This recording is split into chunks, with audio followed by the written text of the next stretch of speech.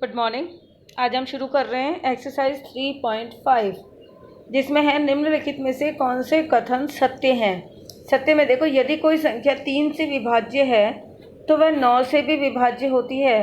क्या ये सही है? तो ये आपको सही लग रहा है?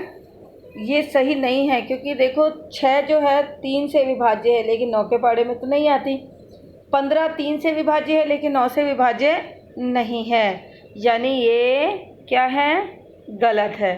ठीक है, नेक्स्ट देखिए, यदि एक संख्या 9 से विभाज्य है तो वह 3 से भी अवश्य विभाज्य होगी। ये बात सही है कि जो 9 से विभाज्य हो रही है वो हमेशा 3 से विभाज्य होगी, यानी दूसरा क्या है? सही। तीसरा, एक संख्या 18 से भी विभाज्य होती है यदि वह 3 और 6 दोनों से विभाज्य है। 3 और 6 दोनों से विभाज्य है, तो जैसे 12 3 से विभाज्य 12 है और 6 से भी विभाज्य 12, लेकिन वो 18 से विभाज्य नहीं है, तो ये हमेशा के लिए सही नहीं है।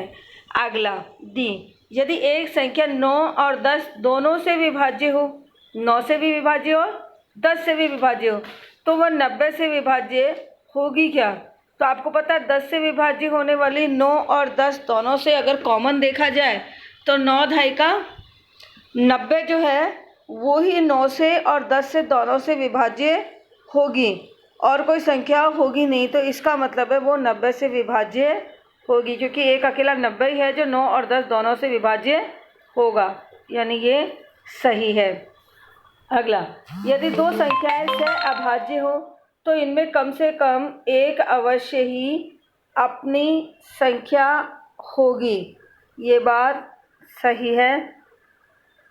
4 से विभाज्य सभी संख्याएं 8 से अवश्य विभाज्य होनी चाहिए, ऐसा कोई नियम नहीं है।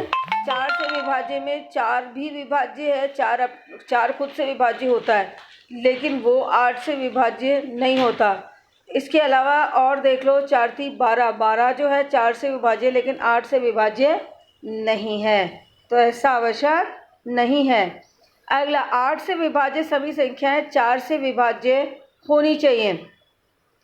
क्या बोल रहा है? देखो 8 से विभाज्य, तो हाँ ये हो सकता है, जो संख्याएं 8 से विभाज्य वो 4 से विभाज्य होंगी। ठीक है, यदि कोई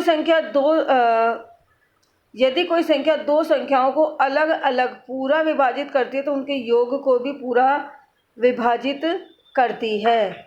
यदि कोई संख्या दो अलग अलग संख्याओं को विभाजित करती है, ठीक है, जैसे 2 12 को भी विभाजित करती है और 2 6 को भी विभाजित करती है, तो उनके योग को भी विभाजित करेगी, तो 12 और 6 18, हाँ यानी सही। अगला, यदि कोई संख्या दो संख्याओं के योग को पूरी तरह विभाजित करती है तो दोनों को अलग अलग भी विभाजित करेगी।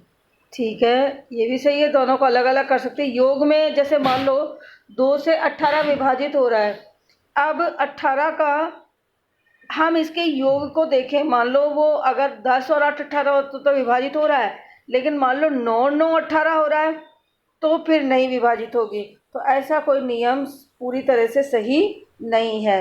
यह आपके हुए सही गलत। ठीक है, यह आपको होमवर्क कॉपी में करने हैं। Thank you.